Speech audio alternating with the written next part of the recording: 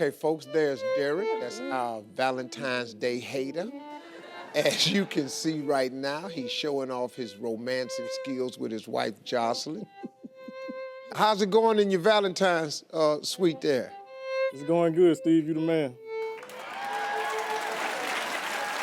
All right, so we'll see you back in a little while, see how it's going. Keep enjoying yourself. Folks, you know, finding love isn't always easy, but most of you will agree that in the end, it's worth it. Now, my next couple's romance was born from terrible tragedy.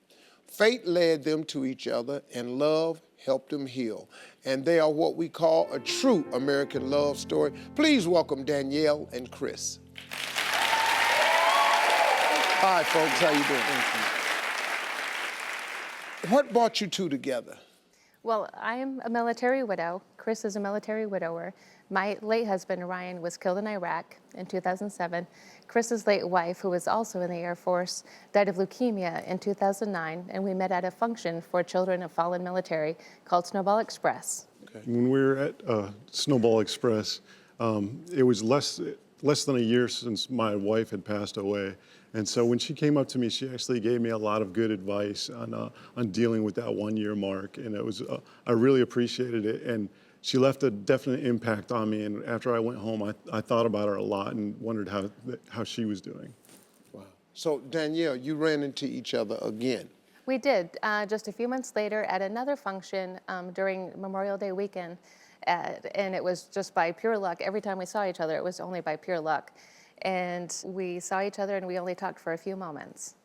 Yes, we ran into each other again at Snowball Express the very next year. So the fact that we kept on running into each other, it just, it was pretty amazing. Okay, so you ran into, this is the third time you ran Yes. into each Third other. time. A year after the The very first time. Wow. So how'd you reconnect?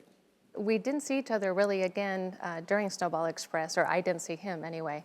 And so I looked for him on Facebook and wondered if maybe I should send him a Facebook request. Talked it over with some of my girlfriends, decided to, and nervously sent it to him, and within a couple of hours he actually accepted it, and I was more than excited, but didn't know what to do. I was very excited when I got her Facebook friend request, because little did she know, I had actually wrote down my number, hoping that I would see her before we left the event. And I did see her, but I chickened out and didn't give her my number. Then on the way home, I looked her up on Facebook and I chickened out a second time. So I was really excited that she didn't chicken out. And, Well, you were struggling. Yeah. That never stops happening, does it? No. So tell me about your first date. I was living in Montana. Chris was living in Maryland, and so he asked me out on a date, and he explained to me, okay, we're gonna have to meet halfway somewhere. So we actually met here in Chicago, and he had everything planned. Yeah, when we got to Chicago, I actually arrived a few hours before she did, and it was just a nervous excitement. I mean, here was a woman that I had already fallen in love with just in the few times that we had met, but yet we still hadn't had our first kiss. So Yeah, but yet the week before we came out here for our very first date, we had already told each other we loved each other. He had called me and told me, he's like, I've been waiting, for a while to say this, but I can't wait any longer. I love you. And I said, well, I love you too. Wow. we've kissed several times since then. Yeah. Tell me about the proposal and getting married. That he flew to Montana, had never been to Montana before, completely surprised me. Just came home from the gym, all sweaty, wearing sweatpants and a winter coat, shoveling my sidewalk, and I noticed someone coming down the sidewalk. I look up, and it's him. I was still somewhat in disbelief, but I threw my shovel and went running to him and jumped up in his arms. I dropped to one knee and asked her if she would marry me. And Wow. So I like to joke that it only took one date and he asked me to marry him. Hey. I'm that good. She said, I'm that good, yeah.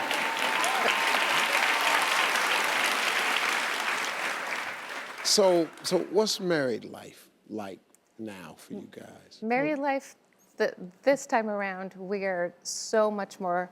We were grateful the first time, obviously, and so appreciative, but this time it's much more special and much more cherished. We don't let a moment go by that we don't cherish. I always told Danielle when we met and we were talking that she was my 4th of July.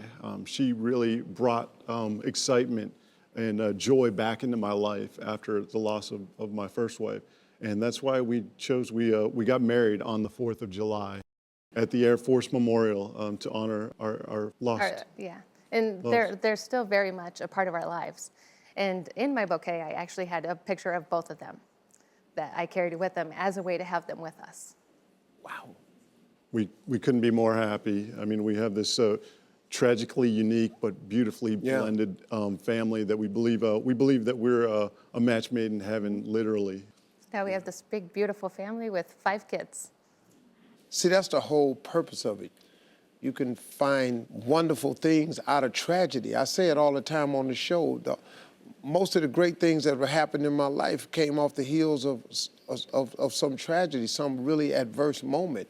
So you never know. So, I mean, I've never heard a story like this, but what a great story it is. And I thank you all for sharing it with us. One of the greatest, it's a great love story. Thank you very much. Folks, we'll be right back.